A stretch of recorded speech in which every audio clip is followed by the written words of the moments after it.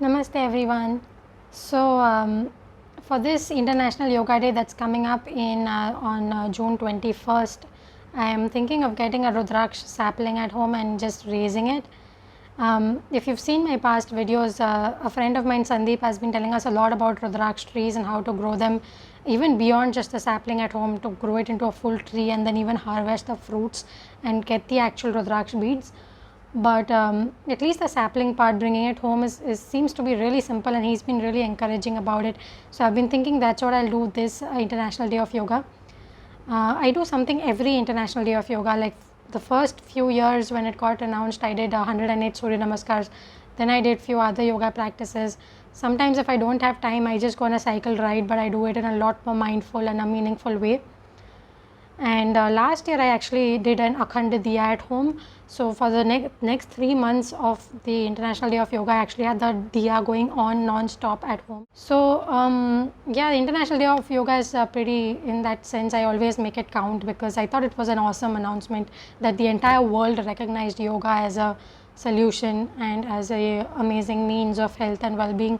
So yeah, this year I'm planning to get the Rudraksha sapling, and that's why I'm talking to Sandeep in this video and getting all the details from him, where to get the sapling from and what to do after that, how to take care of it and all that stuff.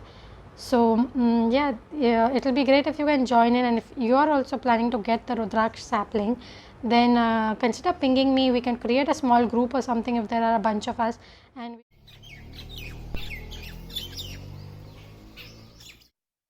okay, great. Hey Sandeep, great to have you again for another conversation. Hello, Um, hello. so from our last Rudraksh conversation, I was obviously quite fascinated, and as you've realized, I've also been looking at any berry tree and observing it, because it could be a Rudraksh tree. So one of the things I wanted to ask you was, because I was planning to get a Rudraksh sapling, as you have really encouraged all of us. Yeah, So I just want to run through the process of getting the sapling. So in your last video, we already spoke that we can get it from some e-commerce store. So that seems the easiest option. There are a few options online, so that doesn't seem to be a problem. I can get the sapling. Then what is the next thing? I mean, do yeah. we get a Actually, big pot, let's small pot? What do we yeah, do? let's Soil? cover What the about the even the soil? source piece. Okay. E-commerce is probably the most convenient, easy option, right? Like you don't have to run around anywhere. But if you do get a chance, like anywhere, any like a large, well-known nursery, etc. If you do get a chance, do visit them and just ask, right? Like if they have it, and you wouldn't be surprised. I mean, many of the niche nurseries nowadays do carry these exotic ones because it is in demand and people pay money for it. So at the end of the day, that's what matters to them. So that what that might give you is that might give you a touch and feel, right? Like with plants, Yeah. with plants and e-commerce. Let me tell you, the success rate is about. I mean, I have had about two-thirds success rates. Okay, so for every three plants that I order, two kind of come in shape and survive the change of the whole hog of the travel and change of the place and all of that. They survive two out of three, but there's still one out of three which don't, right? So considering that, if you do get a chance, you should probably check out nurseries and just pick one up from there, and that will also give you ways to question the nursery guy. Where did that guy bring it from? Maybe you get to know the source, the mother tree, that will Oh, help you. But if not, yes, the most convenient options are Amazon. Amazon and Nursery oh. Live are two places that I kind of have tried and have had good ones. And even within Amazon, I think if I can recommend, I don't remember the Rudraksh one, but I'll send you the link that I really bought it from. And this is almost 4 years ago, as I said, right? But Oh. one brand or one shop within Amazon that I've had fairly good confidence and success rates is a brand called Creative Farmer. So Okay. that brand, I mean, I don't exactly know the Rudraksh piece if I bought it Hmm. from that particular brand, but many plants that I buy from Creative Farmer come well packaged, come, as expected, well delivered and all of that. Hmm. So yeah, that's one thing to take care. But if you get nursery, nothing like it.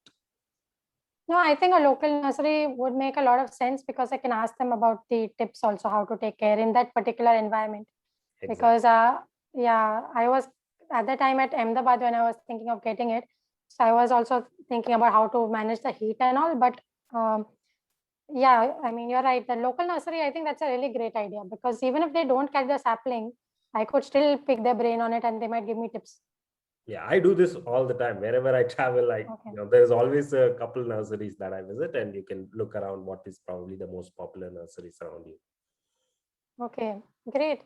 So what is the next thing? Like, I think we get a pot, obviously. So big pot, small pot, soil.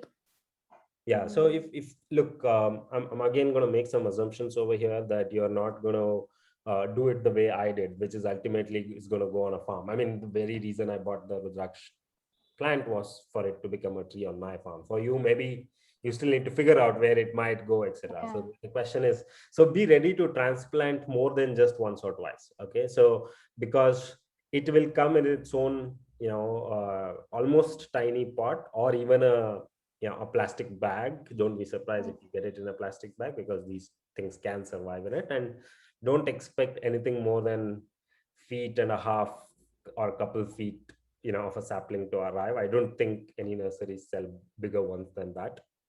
uh, so once it comes, do immediately transplant. Even if it comes in a pot, do immediately transplant to a slightly larger one, because it would have, if you have ordered from e-commerce, it would have gone through some level of stress in the whole packaging and travel pieces. They do nowadays package it well, but still is a stress on plant. So do transplant it immediately.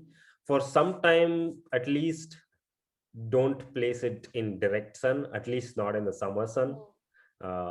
Place it in partly shaded thing, and then once it gets acclimatized, you can move it to actual sun. Sun is not harmful for the plant, but it's just I that think it doesn't require direct sun, no? That is why you were saying that the tree needs to be with between foliage, it because doesn't it require breaks the direct sun. sun, but that will not be the only reason for the plant to die or anything. I mean, especially considering where you're going to grow. I'm not imagining you will be Mm. in an arid farm or a totally Right, not right. open space. I mean, imagining it'll be in a balcony, terrace, or at most a backyard or a front yard, or at the largest maybe a community garden or something like that. So those are the options that we have. And considering that, keep it in balcony first and then move it to terrace, for example. That's the movement that I'm Right. speaking of.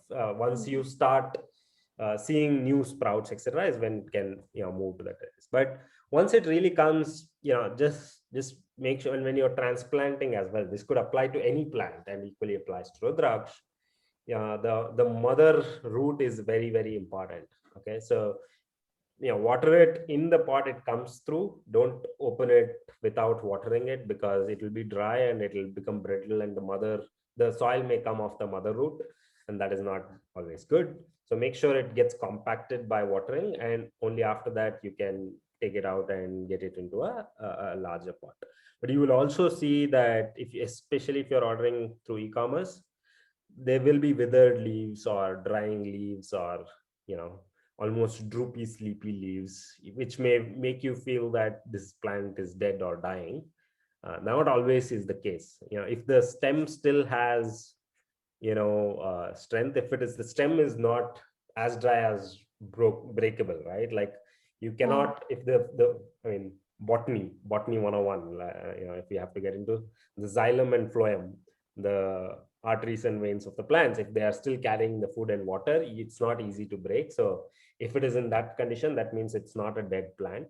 It will try to spring back to the life. So just make sure that is the Mm. condition. If that is not there, sorry, you've got a dead plant. That can also We happen. just try again. Yeah, that can also happen. Just try again. Yeah. So that are probably the initial checks to do, once it comes and when you have to transplant. So what about the soil? So we transplant it to a new pot. We will take whatever soil comes from there, and then just the normal soil, or some of the people are saying we need to add some anti-fungal and some random stuff into the soil. No, not really. I mean, these are added when nurseries have to send it for like 2 days. It has to travel in a truck somewhere, and they will add some gel, basically water absorbing gel, which makes sure that there is always moisture on top. And to kind of, it's a balancing act. To make sure that it doesn't get too moist, they will add an antifungal. Those are the Mm. cases where when it is traveling, imagine already all this would have been taken care of. When you are transplanting, I don't think you need to do anything. And as I said earlier in our earlier version of the podcast as well, right? It's a fairly hardy plant. It's not one of the sensitive plants at all. There are sensitive plants, but Rudraksha is not one of them. And considering that there are varieties of soil it will survive in, one thing which you may want to make sure is there is enough. If this is true of any plant, but considering this is also change of ecosystem, etc., and I don't even know where this might be, you might need to leave enough drainage in the pot. So, which means make sure pot has holes at the end, and even when you are potting the thing, usual practice is put some pebbles at the bottom of the pot. Okay, what that makes sure is the soil doesn't go and clog those holes which are created in the pot. Hmm. Okay, pebbles are there that creates a little bit of an uneven surface and water can seep through. So those are normal gardening tips anybody can probably give you. So put it in the pot. Any soil is fine. Do give it a little bit of a compost. I highly recommend just home compost. We can talk a whole different episode for making that compost. I'm not going to go into that, but home compost, you can make it yourself or you can buy it from elsewhere. You don't need any fancy fertilizers, soil enhancers at that moment. At least if the plant is in the condition that I defined it in, you don't need any of that otherwise. Okay. I've done a little bit of home composting, so definitely it may be possible. Yeah. So fine, we basically put any normal soil and we'll transplant the plant into a pot, and then we'll try and not keep it in direct sunlight.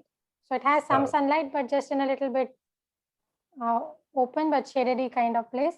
So then what? How much of watering and fine? You said just little composting, no major fertilizer. So then let me tell you kind of day-to-day care of that. Right now, you've gotten the plant, you've transplanted. So almost imagine that plant is going to remain in that pot for a few months, if not couple years. Okay, so but do be ready to transplant it if it overgrows. I mean, depends on. I mean, we're not defining the sizes of the pots over here. We could be saying you have transplanted into a 6-inch, or you could be transplanting into a 12-inch. But be ready to transplant.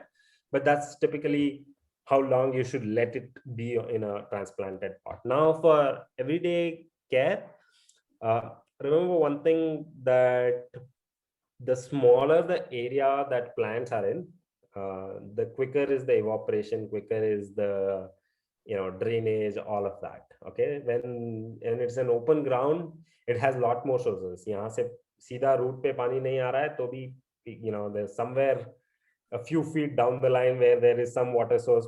Plants will find a way to absorb water from there, and just the natural process of osmosis between soil particles will help water being transported from one place to another. But the smaller the pots, quicker the drying. So more regular is the need for water as well. In the first few weeks, as I said, remember I said that leaves might be drying, leaves might be withered, leaves might be sleepy, droopy, etc. Till that situation changes is when it should be in a shaded or a partly shaded area. And almost remember to water it couple times a day. And this, it's not overwatering, but just for frequency basis, couple times a day. Morning and evening is what ideally works the best. And also remember the water. What happens is, I mean, this we could have spoken about transplanting itself, but remember that the root or the top of the root, or from where the stem kind of begins, needs to be at least an inch and a half below the top of the pot. Okay, so that water can stay on that pot for that inch and a half. Okay, if it comes to above the pot or at the level of the top of the pot, when you're pouring water, the water falls directly onto the root or the soil around the root, and kind of erosion happens. The water might take away the top soil, which is not ideally what you want. So you want a little bit of a height, and when you're watering, make sure that you are watering just that much, 1 inch to 1.5 inch of the pot remaining size of the pot which is in the top. So that's as much water you will need probably for twice a day, and that is only for the first couple of weeks, when till the time the leaves kind of come back into the its spirits, if we may call so. And once that happens, you can almost always start seeing new sprouts at the corner of the existing branches and all of that. When that happens, it's ready to move into a more regular place with all other plants wherever you're doing it. I'm just imagining maybe from balcony to terrace. Yeah, could be that movement, and then onwards maybe once a day is okay. Okay, great. And do we look out for any things like spots on the leaf or any problems?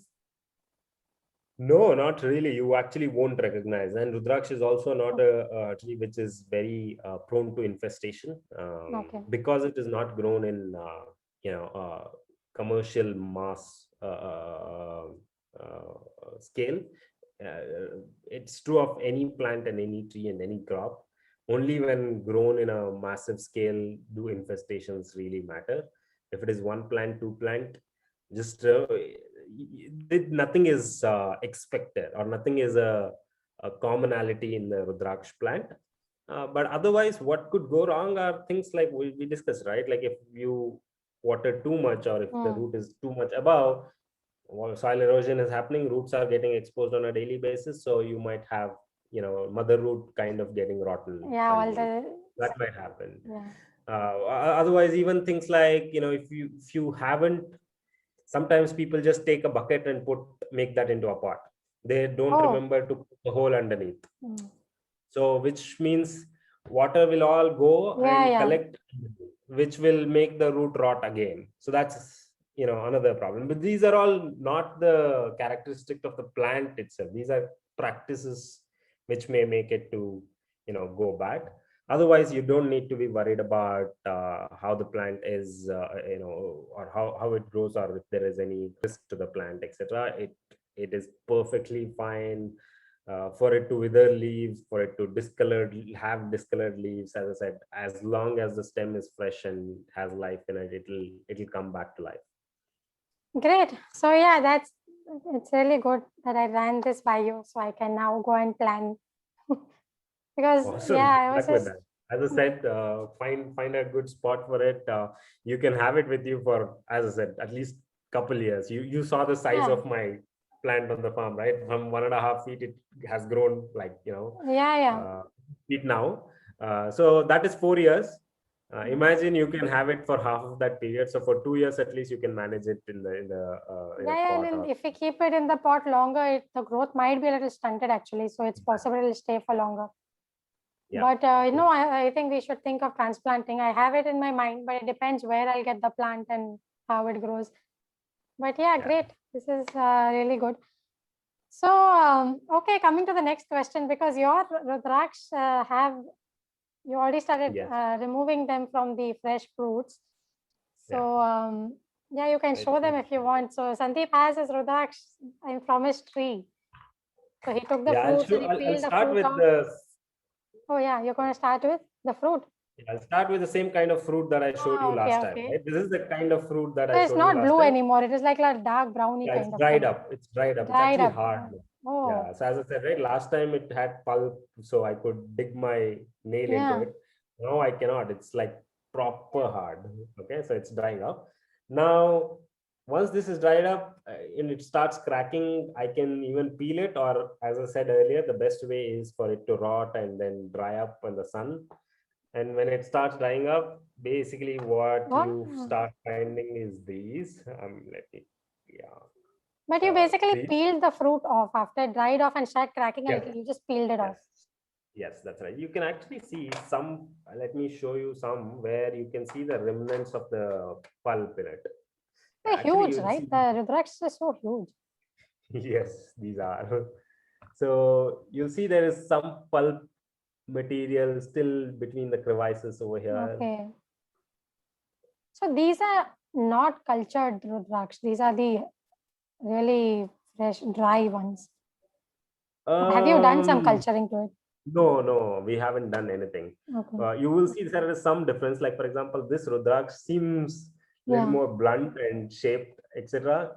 It's only because this had fallen down, and my farm worker kind of tried to remove the pulp without rotting it. Oh. So that is why it has taken a little bit of abrasion.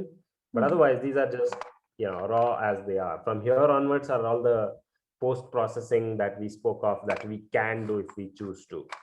So this is how it is. This is how it should be. Actually, culturing doesn't necessarily mean taking off the edges. It automatically happens over a period of time.